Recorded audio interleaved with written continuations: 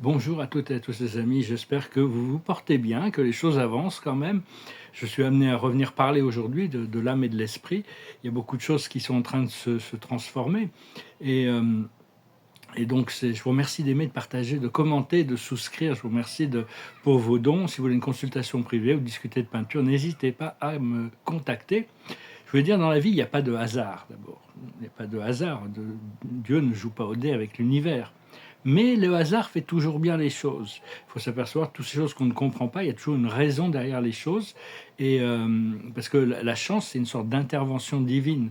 Et donc, ma mère disait, c'est comme quand Dieu veut rester anonyme, on appelle ça la chance. Mais parce que bon, on vit dans une vie, il y a 2 réalités dans la vie, la réalité individuelle, la réalité collective. Il y a la réalité individuelle qui est en relation avec nous-mêmes ou avec la source à l'intérieur de nous, et la réalité du monde physique avec les autres. Donc on se prépare vraiment pour un nouvel âge. Mais bon, quand est-ce que ça va arriver?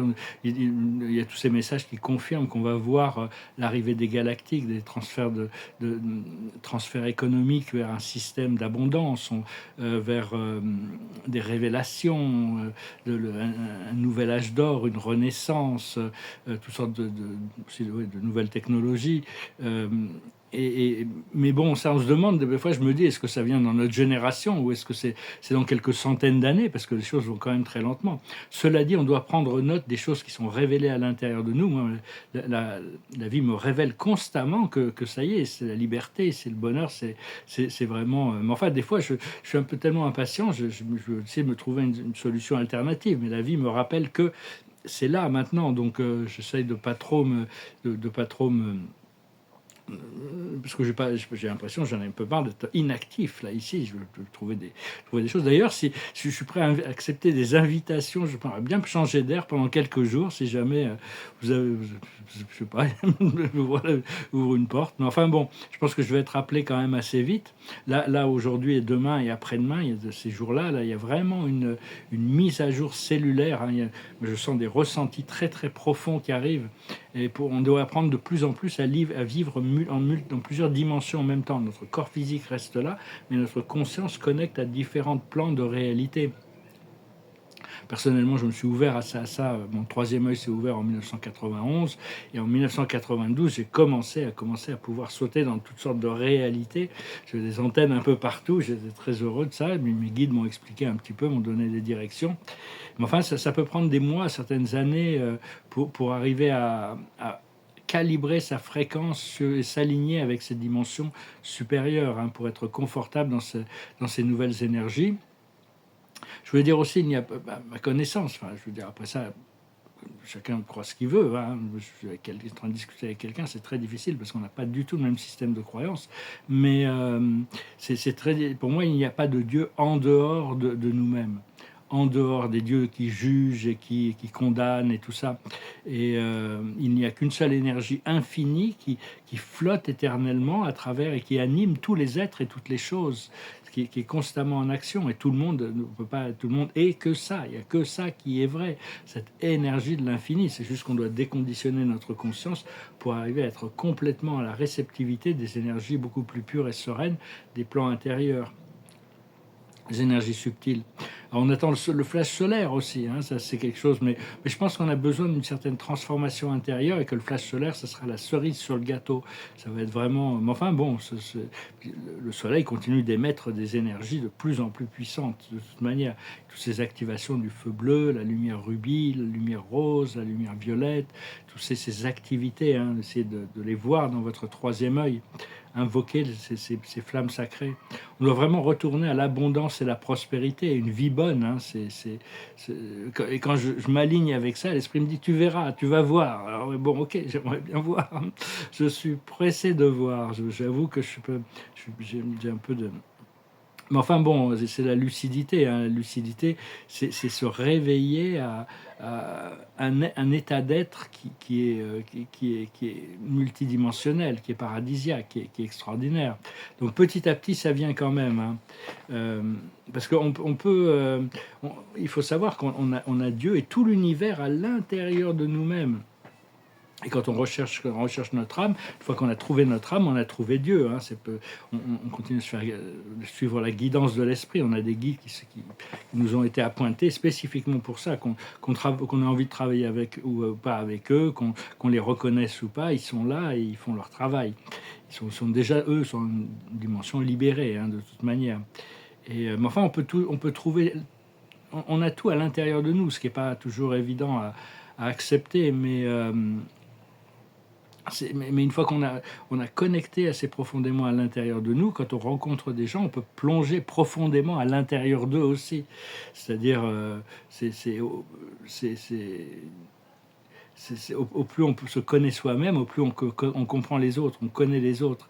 Et au plus on a un rapport fort au niveau de l'âme, une connexion d'amour, au plus avec une personne, au plus on peut échanger à des niveaux profonds. Mais quand on rentre dans les profondeurs de la conscience, de sa conscience ou de la conscience de quelqu'un d'autre, on doit accepter qu'il y a la lumière et l'obscurité. Donc c'est assez challenging quand même, hein, c'est pas forcément...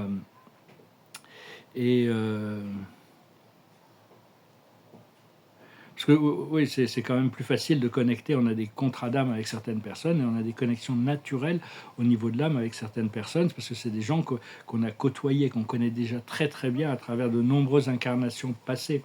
Cela dit, il n'y a qu'une seule âme et on est tous connectés au niveau de l'âme. L'âme, c'est la force la plus puissante sur Terre. C'est la force de l'amour et de la créativité. C'est ce qui fait bouger les choses. Même s'il y a l'ego collectif qui dirige, tant que l'ego ne se soumet pas à l'âme, c'est l'ego collectif qui dirige, et donc il y a forcément des problèmes et de la souffrance qui est générée par le manque de conscience et de lucidité que l'ego peut générer dans son désir de contrôler ou de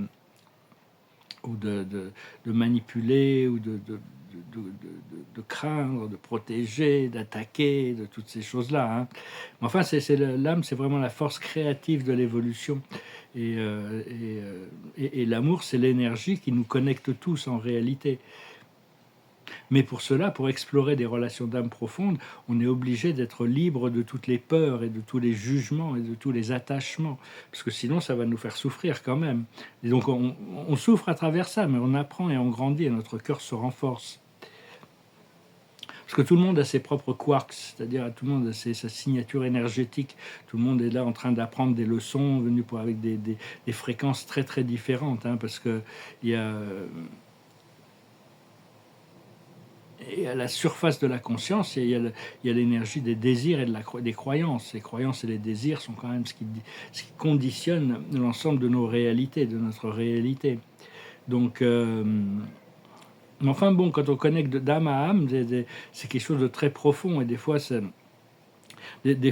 très puissant. Les gens peuvent mal interpréter les connexions parce que ça réveille des énergies en eux. Parce que là, moi, j'ai vu mon âme est descendue. Ça est arrivé que mon âme descende pour me voir. Elle me ressemblait, mais en beaucoup plus beau. Et puis c'était éternel. Elle m'a dit qu'elle était là depuis la nuit des temps. Et puis il y a un rideau qui s'est fermé entre nous. Mais bon, c'est un petit peu parce qu'on fait nos connexions d'âme, c'est un petit peu comme si on faisait partie du même arbre ou d'un bosquet d'arbres. Il y a toute une forêt, donc ça ne veut pas dire qu'on n'est pas connecté aux arbres lointains, mais il faut déjà se connecter à toute cette famille d'âmes, cette monade, tous ces groupes d'âmes, des gens qui nous sont proches. Parce que tout le monde a des plans d'âme, et ce n'est pas nécessairement consonant avec les nôtres. Donc il faut quand même arriver à avoir une certaine sélection et se laisser guider par le monde spirituel, chercher des connexions profondes avec notre propre famille d'âme. Hein, c'est quand même ce que l'on recherche le plus, parce qu'une fois qu'on sera dans notre famille d'âme, on se soutiendra tellement, il n'y aura plus jamais ce sentiment de solitude ou d'éloignement ou de manque ou quoi que ce soit. Personnellement, j'ai trois connexions d'âme romantiques profondes. Il y en a une qui est dans le passé, il y en a deux qui sont potentiellement dans le futur. J'avais une connexion d'âme profonde avec ma mère. J'avais un ami aussi qui est décédé en 2003, avec qui j'étais toujours connecté, on était toujours ensemble. Mais bon, donc c'est quand même... Il y a plein de connexions d'âme aussi qu'on ne connaît pas encore. Elles se révèlent progressivement. Et des fois, quand on rencontre des connexions d'âme profondes, des gens qui sont très familiers, qu'on n'a peut-être jamais rencontrés, mais on les rencontre, c'est quand même un sentiment de familiarité, parce qu'on a vécu de nombreuses vies avec eux. Hein. Et là, cette vie, on est là vraiment pour résoudre... Il peut y avoir aussi des gens avec qui on a des karmas négatifs qu'on rencontre. On a ce sentiment automatique de mal-être par rapport à une connexion. Ça veut dire qu'il y a besoin de résoudre quelque chose. Hein. Il ne faut pas se laisser entraîner dans quoi que ce soit pour répéter des vieux cycles karmiques. Donc voilà les amis, je vais tirer quelques cartes. La carte de la journée, c'est heureux. Essayez de comprendre que tout est parfait, tout vient au bon moment. C'est cultiver le bonheur. Je vais chanter une petite chanson, je vais retirer une carte avec les Akash. Je ne suis pas sûr de faire une vidéo aujourd'hui, puis l'esprit me dit de parler, donc je reviens parler. Il faut se libérer de l'emprisonnement et de l'esclavage. C'est très très dur. C'est très très. Moi, j'ai un peu l'impression là dans ma vie actuelle là, que je suis vraiment pas. Je me fais pas du tout à la pénurie et au manque. Hein, c'est pas du tout naturel. Je vais en retourner à la prospérité et l'abondance. Mais en attendant, je voudrais bien. Je vais essayer de voir pour en revenir à une vie sociale, je ne sais pas exactement, mais enfin je suis pas très loin de Paris, peut-être que juste aller me balader dans Paris, voir les galeries, peut-être, parce que j'aime bien me parler à des marchands, tout ça, c'est toujours très agréable. Enfin je vous remercie, si vous avez des idées, si vous êtes dans le coin, si vous voulez qu'on prenne un thé ensemble, ça me fera toujours plaisir. Et je vous remercie d'aimer, de partager, de commenter, de souscrire. Je vous remercie pour vos dons. Je vais finir avec une petite chanson, puis je retirerai quelques cartes, juste pour finir. C'est une chanson folklorique américaine qui me passait par la tête du 19e siècle. Ça s'appelle « You are my sunshine ». You are my sunshine, my only sunshine. You make me happy when skies are gray. You never know, dear, how much I love you. Please don't take my sunshine away. The other night, dear, as I lay sleeping, I dreamt I held you in my arms. But when I woke, dear, I was mistaken. So I bowed my head and cried. You are my sunshine, my only sunshine. You make me happy when skies are gray. You never know, dear, how much I love you. Please don't take my sunshine away. I've always loved you and made you happy, and nothing else could come between. But now you've left me to love another. You have shattered all my dreams. You are my sunshine, my only sunshine. You make me happy when skies are gray. You'll never know, dear, how much I love you.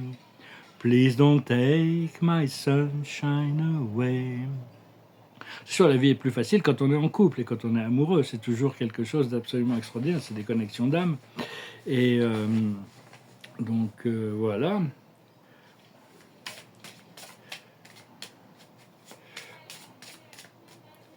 Je vais peut-être peindre un peu, ça va me détendre. Je cherche des choses pour me détendre. L'esprit me dit que je vais pouvoir nager, ça va être un truc. Ça fait des années que je n'ai pas pu nager, c'est quelque chose que j'aime beaucoup. Je suis un poisson, je suis très bien dans l'eau.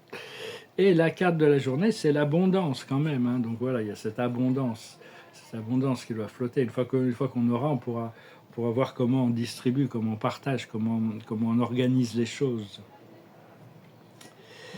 La plus haute sagesse, c'est la mission. La mission passe en premier, c'est-à-dire avant tout. Hein, c'est-à-dire, bon, la famille quand même, c'est important, mais ça fait partie de la mission. Mais sinon, la mission, je sais que j'ai vu un projet, c'est une mission. Hein, sur cette relation, j'essaie de faire comprendre à cette personne. C'est pas facile parce qu'elle est pas du tout branchée sur les choses spirituelles et je pense pas que ça puisse être sérieux ou solide à cause de ça.